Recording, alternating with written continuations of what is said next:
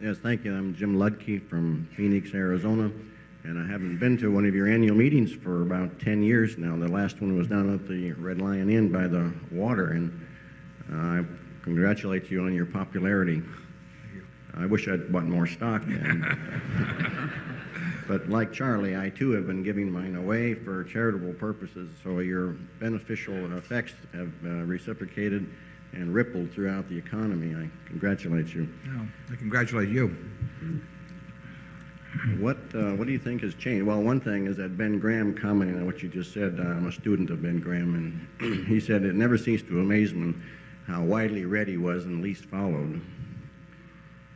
But how have you changed in the last 10 years? I mean, much, if any, or none at all, or... Well, we'll let Charlie. He's been watching me.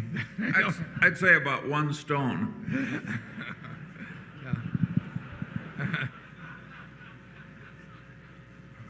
Takes one to know one. Yeah. If we'd wanted to change, we would have changed a long time ago. I mean, I've never believed much in this theory of, if I have X, 2X instead of X, then I'm going to do this or that, and or I'll take this job I don't like now and I'll get one I like later on. Or it doesn't make much sense to me. I mean, there aren't that many years around, so you ought to be doing what you like at the present time. And Charlie and I have always followed that pretty well. Zone 4. Peter Borma, Chicago. Every year you have your operating company send a check back to Omaha. What percentage do the heads of the operating companies keep as a bonus, and how do you set that figure? Well, we have different bonus arrangements at different companies. It would be a big mistake with businesses with as many different economic characteristics or as varying economic characteristics as existing as they do at Berkshire to try and have some formula approach that paid managers in all of these different businesses based on a simple formula of one kind. So we have, I think, 4 businesses where they own a part of it, and we have varying arrangements with the various businesses. Some businesses, capital employed is unimportant. There simply isn't a way to employ a lot of capital. So we do not have a capital charge even at those businesses. We don't believe in going through a lot of machinations if it's going to involve peanuts at the end. So some businesses have a capital charge, some businesses don't have a capital charge. If they use a lot of capital, they're going to have a capital charge is what it amounts to. Some businesses are easy businesses, some businesses are tougher businesses. So we have different thresholds where things kick in based on that.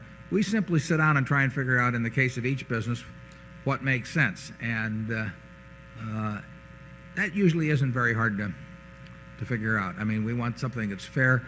The best managers, we aren't going to change their behavior much by the compensation thing. We may a little bit in terms of teaching them how we think about capital employed. But in terms of their enthusiasm for the business and imagination and marketing and all that, basically we usually buy businesses with those people in place.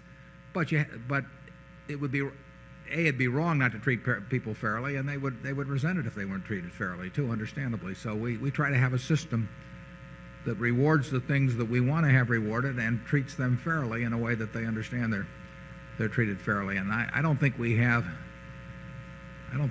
any 2 businesses that have the same arrangement. I mean, they're different in each case. Incidentally, that applies in their policies too. We don't get into very seldom, I should say, and maybe once or twice, but they have different arrangements in terms of compensating their employees. Some of our businesses have budgets, some of them don't. We don't have any budgets that come up to headquarters. We let 400 hitters swing the way they want to swing, and some of them, have a little different swings than others, but overall they're extremely effective, and we want them to feel like they own their own business. If somebody that's independently wealthy sold us a business and we started telling them how to swing, they would tell us what we could do with it very quickly, because they don't need that in life. So what we have to do is create a situation or maintain a situation where they are having more fun doing what they're doing than anything else they can do in life, and that's what we're designing for. And then we have to treat them fairly in respect to that. Charlie? Nothing to add.